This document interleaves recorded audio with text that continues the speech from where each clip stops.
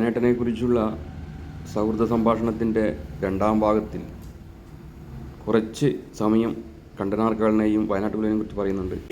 ഈ കേളൻ എന്ന് പറഞ്ഞത് ഒരു മായിലാനാണ്. ഓനൊരു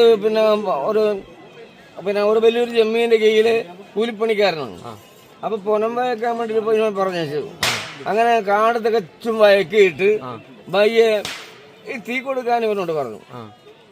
ഇവൻ തീ കൊടുക്കാൻ പോകുമ്പോൾ ഇഷ്ടംപോലെ വീട്ടിൽ നല്ലോണം നാടൻ വെള്ളവും കുടിച്ച് ലേശം ബൈക്കേക്കും കരുതി ഇവന് ലക്കിന്റെ ഇല്ലാത്ത കണ്ടാണ് ഇവനെ പോകുന്നത്. പോയി തീ വെച്ച് ഇവന്റെ ലക്ഷ്യം ഇവന് കിട്ടിയില്ല. ചുറ്റും നോക്കുമ്പോൾ ചുറ്റുമായി ഇവൻ നടക്കുക കഴിഞ്ഞത്. അങ്ങനെയാണ് തീയിൽ വീണ് മരിക്കുന്നത്. ബന്ധു മരിക്കല്ലേ, ബന്ധു മരിച്ചു. അങ്ങനെയാണ് പിന്നെ കുറെ കഴിഞ്ഞപ്പോൾ ശേഷം വയനാട് ഉപയോഗിച്ച് മലനാട്ടേക്ക് വരുമ്പോ ഒരു കരിനെല്ലി മരത്തിന്റെ മണ്ടക്ക് ശരീരം ഇങ്ങനെ ഭസ്മം ആയിട്ട് മനുഷ്യന്റെ രൂപം കത്തിയിട്ട് ഭസ്മമായിട്ട് നിൽക്കുന്നു. അപ്പോ ഇയാളെ വില്ലുകൊണ്ട് തട്ടി നോക്കി താട്ടുമ്പോ ഇല്ലാതെ പിടിച്ചു ഇവ. അതെയാ അവനെ ഇങ്ങോട്ട് പോയി. അതായത് ചുരുക്കം കഥ. ഞാൻ പറഞ്ഞാന്റെ ഒരു പൊടി എനക്കുണ്ടെങ്കിൽ നിനക്കും ഉണ്ടാവും. അങ്ങനെയാണ് വയനാട് പൂരത്തിനുള്ള ദിക്കിൽ കണ്ടങ്ങളിലുണ്ടാവും. കണ്ടങ്ങളിലുള്ള ദിക്കിൽ വയനാട് പൂരം നിർബന്ധമാണ്. പക്ഷെ വയനാട്ടിലുള്ള ദിക്കിൽ കണ്ടങ്ങൾ നിർബന്ധമല്ല. പക്ഷെ കണ്ടങ്ങളിലുള്ള ദിക്കിൽ വയനാട് പൂരം കഴിക്കാണ്ട് പറ്റൂല. അങ്ങനെയാണ്. ഇത്രയും തോറ്റങ്ങൾ ഉണ്ട് എന്ന് പറഞ്ഞില്ലേ?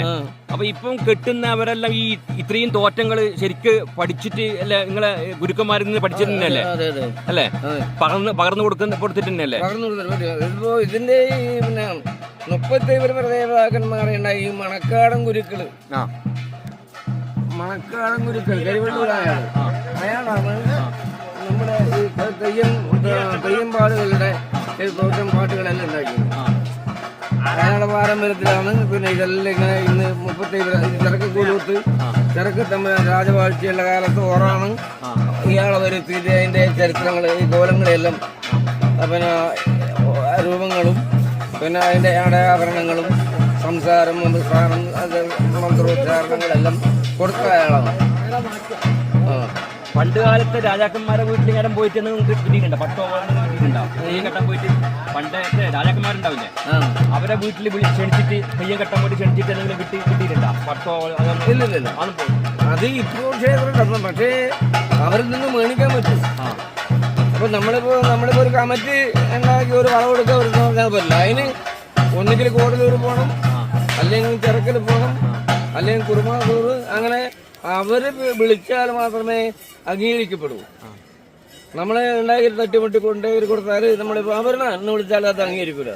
അത് ഒന്നുകിൽ കോടല്ലൂരിന്ന് കുറുമാത്തൂർ, കാട്ടുമാളം, പൂന്തോട്ടം, ഇതെല്ലാം ഈ തമ്പുരാന്മാരുടെ. പിന്നെ കളിപ്പറമ്പ് കൊട്ടുംപുറം, രാജരാജേശ്വര ക്ഷേത്രത്തിൽ കൊട്ടുംപുറം, അത് ഏറ്റവും മുൻകൈ. അവിടെ നിന്ന് കിട്ടിയാൽ പിന്നെ അതിനപ്പുറം പിന്നെ വേറെ ഒന്നുമില്ല. ഹൈക്കോടതി 10-60 കൊല്ലത്തോളമായി. കണ്ണൂർ താളിക്കാവില് 60 കൊല്ലത്തോളം, 10-65-70 കൊല്ലത്തോളം അവിടെ ബന്ധപ്പെട്ടിട്ട് ആദ്യം അച്ഛൻ കഴിച്ചു. അങ്ങനെ പിന്നെ ഞാൻ കഴിച്ചു. പിന്നെ മക്കള് കഴിക്കുന്നത്. ഉദയനാട്ടന്റെ ശിഷ്യന്മാരായിട്ട് കുറെ ആൾക്കാരുണ്ട്. ശിഷ്യന്മാരാ കുറെ ആൾക്കാർ. അങ്ങനെ മക്കളും ഉണ്ട്, ആരെല്ലാം ഉണ്ട്. പക്ഷെ അങ്ങനെ ഒരു ശിക്ഷണത്തിൽ വരത്തിയൊന്നുമില്ല. എന്തെങ്കിലും ചോദിക്കും, കൊടുക്കും. ഈടിയുള്ളതെല്ലാം നമ്മുടെ ശിഷ്യന്മാർ തന്നെയാണ്. ഈടിയുള്ളവരെല്ലാം എല്ലാം അതെ. തോറ്റങ്ങളും മറ്റുള്ള കാര്യങ്ങളും പറഞ്ഞു കൊടുക്കില്ലേ? അല്ല ഈ ചുണമ വഹിക്കുന്നതെല്ലാം എന്റെ ശിഷ്യൻ തന്നെയാണ്. അതായ ദേവതയ്ക്കുന്ന അതെല്ലാം നമ്മളെ കുട്ടികളുണ്ട്, നമ്മൾ കൊടുത്തു തന്നെ. ഈ ശിഷ്യന്മാരിൽ തന്നെ ഏറ്റവും കൂടുതൽ ഇഷ്ടം അങ്ങനെ തോന്നിയിട്ടുണ്ട് ആരോടെങ്കിലും? ശിഷ്യന്മാരിൽ തന്നെ കൂടുതൽ ഇഷ്ടം ആരും തോന്നിയിട്ടുണ്ടോ? അങ്ങനെയൊന്നുമില്ല. എല്ലാവരും ഒരുപോലെ തരാതൂടുമ്പോ. പക്ഷെ അത് നമ്മൾ കൊടുക്കണ്ട കൊടുക്കുക, അത്രേ ഉള്ളൂ. വേറെ അതിൽ കവിഞ്ഞ ഒന്നുമില്ല. ഓക്കെ.